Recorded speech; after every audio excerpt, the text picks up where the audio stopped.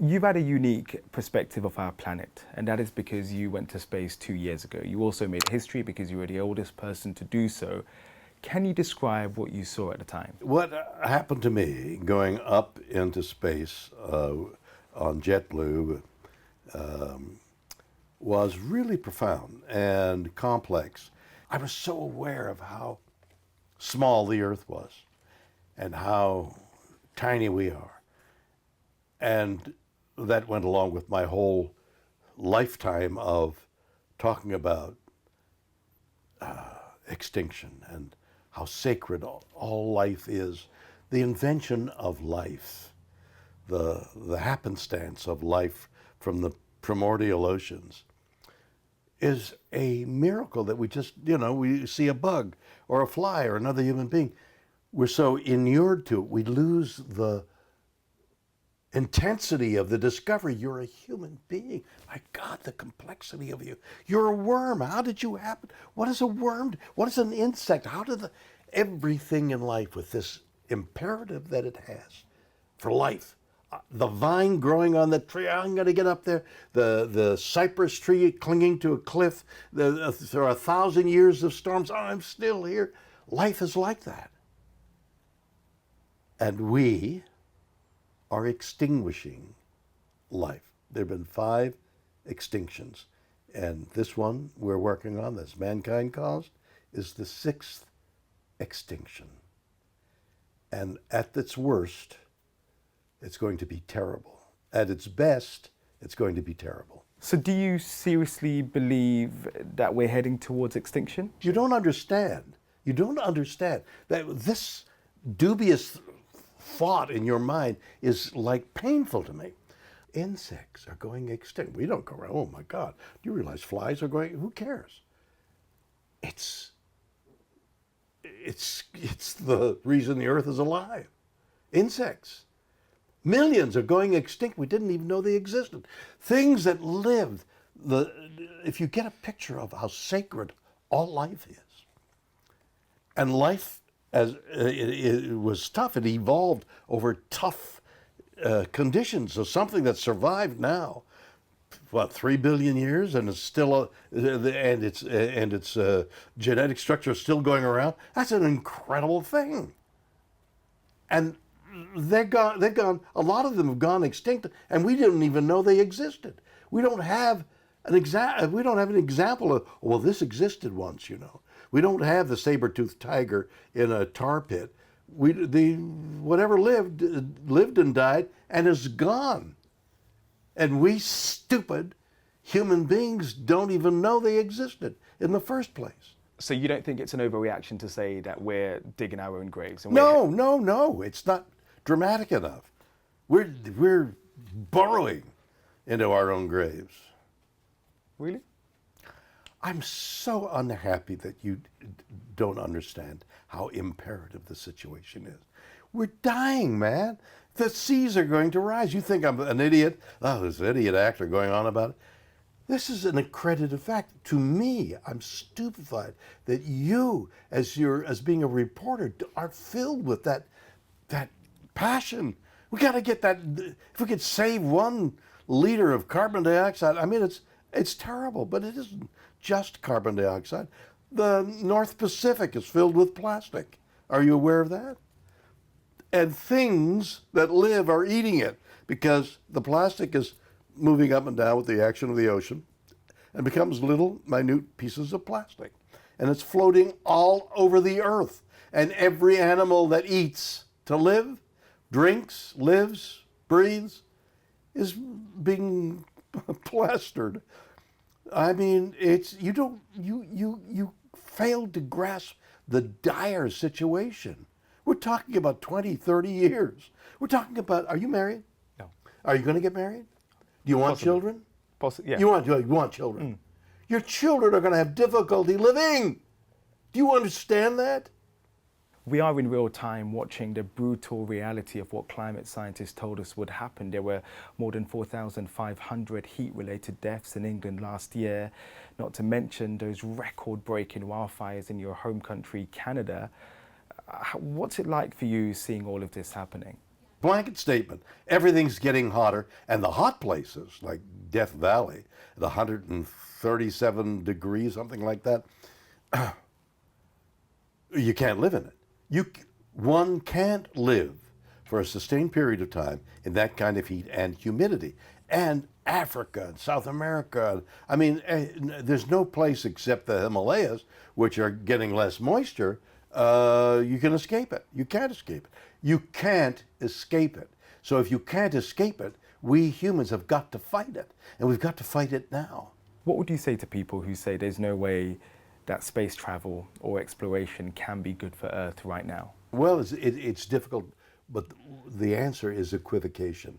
That getting people out there, and like myself, oh, I was in space. Oh, you were in space. What's it like? And you talk about, wow, there was, weightlessness and that, and it was. If you keep the attention, if the publicity of getting up in the air, personalities, oh yeah, I was there, and somebody says, oh, space. Somebody in Poughkeepsie says, oh, space, yeah, I'd like my child to try that. And I'd like to see if somebody I know could invent X, Y, and Z to purpose that, the help of Earth. So the advance in engineering and chemistry is going into space. So you need the impetus to go into space, because you've got to find a new rocket fuel. So that going up there allows you that chance. Not going there may stifle research. What sort of changes have you made in your life? Because you're so passionate about the climate issue. What are you doing differently now that you perhaps weren't doing 5-10 years ago? I haven't eaten meat in 6 months. Well, I was at a hamburger thing. I got the plant-made, the vegan thing. Cows account for a huge amount of pollution, not just what they eat and all that kind of thing, but they're passing gases. That's methane, and methane is more hazardous to your health than carbon dioxide. There are methane nodules that every so often, because the earth is heating up, they have been in the deep freeze, they explode. Boom, and a cloud of poisonous air floats to the surface of the water. It's crazy. It's crazy danger. And you don't know enough to turn your program into, eat less meat or whatever it is. So then, maybe I've convinced you. I think you have. Let's look ahead to COP28, which is coming up very soon. 200 leaders from across the world will be gathering in Dubai. What is your message to them? The people of the world have got to recognize that you are hopefully beginning to recognize how dire it is. There's no time to delay. We've delayed all we can. We've got to point everything that is humanly possible to cleaning the air and putting nature back to what it was as best we can. It's very forgiving, nature, but we're killing it. King Charles, who's of course the head of state Yes. in your home country, Canada, Yes. will be giving Charles, my king. Yes. will be giving the opening address. So he will be opening the summit. And a lot of people have criticized him and said, listen, because you're now king, you should be politically neutral. No, he's got to say, we're all going to die. That's what he should say to open up with. Excuse me? We're all going to die. You'd like him to get the Yes. message across. Very quickly, we're going to die. Much sooner than we expected, we're going to die. And then tell us how to avoid it. So you support him in his role as king, talking about the climate. What a glorious thing. England is one of the foremost countries in the world, and it has to lead. And it is. There are lots of, in fact, you could say the English are more conscious. Their gardens are preferably overrun than manicured. I mean, letting nature, in a way, take over. No, it's an English tradition the countryside and the livestock and dogs and sheep. And no, England can lead the way, along with any other country that wants to exist. You've previously raised concerns of the war in Ukraine taking the attention away from the climate emergency, and now we of course have the conflict in Israel and Gaza. How do you feel about that? The human tragedy that's going on everywhere is heartbreaking. The fact that these two punishing wars are siphoning off the time, the mechanics, the people, the intensity towards global warming is maybe our final chapter, the irony that war, which we've been continuously since we've come out of the caves, or even in the caves, making war on each other, the irony of making war on each other is also the period in our existence. It's heartbreaking. You've made it clear that before you leave this earth, you would like us to all get our act together and try and do our bit to try and prevent extinction. I've got a children's album that we're ready to announce, getting ready to put it out there. I don't know what the title of it is, but it's a children's album aimed at doing musical numbers, the entanglement of all life, so that ants and aphids is one of the songs. Ants take care of the aphids, they milk the aphids take care of the ants. Mushrooms and trees. Trees talk to mushrooms. See, I can't believe it, you don't know this. Along the mycelium strains, the fruit of which is mushrooms, mycelium fungi that connect with all growing things, especially trees. The trees use the mycelium fungi for sending electrochemical signals from the tree to the younger tree. There's a mother tree taking care of the young. They talk. Isn't it quite sad that you're having to put an album out for children to teach them the basics? Well, it isn't sad. To me what's sad is that I'm saying to you, do you understand that how connected the oxpecker on a rhino? The rhinos, oxpecker is a bird on my back. The bird is eating things growing on its back, eating the debris on a rhino. So the oxpecker, peck, peck, peck, not too hard. The song, the oxpecker, the rhino. So the kid is listening. Peck, peck, what's peck?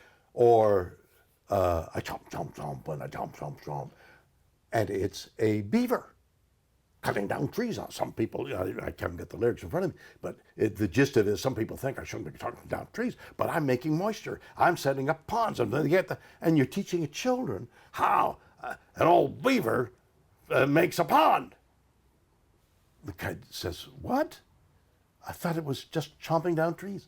Yes, but it's laying in a network. How incredible does the little newborn beaver know how to push the logs together? I mean, even that one, if you point that out to a child, surely that's got to elucidate, holy moly, that's magical. No, it isn't. It's nature. It's what happened in 3.8 billion years of evolution. All those things are hanging around. Everything's intelligent. Everything is intelligent. The worm, let alone the dog or the horse or the tree. What would you say to people who will sit, they'll listen to what you've had to say, and perhaps their response is, oh, he's a bit doom and gloom, isn't he? Yes, I am, aren't I?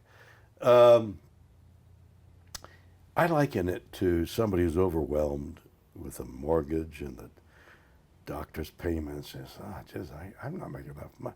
Let's go to the movies. Let's and take a hike because it's overwhelming. The potential of the future is overwhelming. So it's only human nature to say, I'm going to go to sleep. I'm going to get drunk. There's no time to take off now. Let me ask you, would you consider running for office. Would you at all consider a political career? No, it's so much easier to curse them. But you care so much. Well, I care about the earth. I cry for the earth. I weep. I look at the earth. I look at these things, and it brings me to such sadness. I mean, everything is connected. You understand that? Do you understand that in the primitive seas, the cells, the cell work that was going on, there were cells absorbing each other. They were beginning to feed each other and grow in the primitive ocean. And then slowly that came out and it became grasses, and then it evolved into all the things. You understand? We're not like, we're like a tree. We are the tree. We've come from the same place. If you do that thing about where your background is, you send away for it. If it went back far enough, you say, I've emerged from the primordial sea of 3,000 or 4,000 billion years ago. There's no difference between us, between you and between me, and between my dog and me, and between that butterfly. There's no difference. We all have our intelligence. We all have our way of doing things, and we're all, and I mean this in its way, we're all holy. We're all sacred, not in a religious sense, but by the fact that we exist. The fact that we exist. So what's your one wish before you leave us? I'm not going to leave. I refuse to leave. I'm having too much fun. What would I say to just what I've just said? I've mouthed off long enough. I've made people angry enough. Yeah. What's he talking about? He doesn't know what he's talking about. And they're right. To many people, you are a national treasure, the epitome of a legend. They often look back at your career. They talk of Captain Kirk and the fact that that character has been able to have that generational crossover. Yeah, it's I don't know, with the word delight, it's delightful. It's like ominous. It's like pleasure, but it's a variety of things to be told that. I made it. I chose my job because of you. What? I hope you're happy. Did you ever have in the back of your mind the phenomenon that it would become and the history that it would make? Nobody knew. Nobody knows to this day. The thing I repeat sometimes is that when we were shooting, after my series was over, and about 5-6 years later, they were talking about doing movies. So we made a movie, and then they burned the sets because they figured that was it, one movie. Then we made another movie. They burned those sets. I'm told later, well, it's cheaper than storing them. To remake the set is cheaper than putting them on the stage. And yet, I know. Well, that's it, good. Well, I had a great time, going to see it. And there's no talk about any future Star Trek until it started to, they started to pop out of the sky. All these iterations of Star Trek, the different characters, and everybody loves them, and it's incredible. It's a showbiz phenomena. That phenomenon, as I mentioned, has crossed over the years and has continued to resonate with people. I mean, I'm 31 years old, and I was very excited to come and see you today. Oh, how wonderful. And now are you filled with disappointment? That's what you say when you leave the doors. I was so excited to come and see you, and now, okay, I'll tell people. Not at all. What I wanted to ask you was, there are people nowadays who are looking for inspiration. There is so much doom and gloom in the world. What would you say in terms of the one thing that you've learned in living life and being positive? Do something really well. Do something, whether it's clean your shoes or help some old lady across the street or work for somebody who's starving. Give a little of yourself. somebody asked me about legacy. And I said, there's no legacy. You see statues being torn down, even the Sphinx is eroding, and there's no legacy. The only legacy in this world is good deeds. If you do a good deed, whether you give money to a charity, you help, a child across the street, or whatever the good deed is, that'll reverberate. That goes on forever in its tiny little waves of gratitude. Who knows what helping a child does to that child's brain when it's 15 years later and it helps somebody or it makes a big discovery and buried in its psyche, long since recognition that you're being kind to that child made that thing on earth happen. William Shatner, it has been possibly one of the most enjoyable interviews that I've ever done. Oh, Thank my you. goodness, thank you. That could make you cry. You gonna cry? No, I won't, but it could.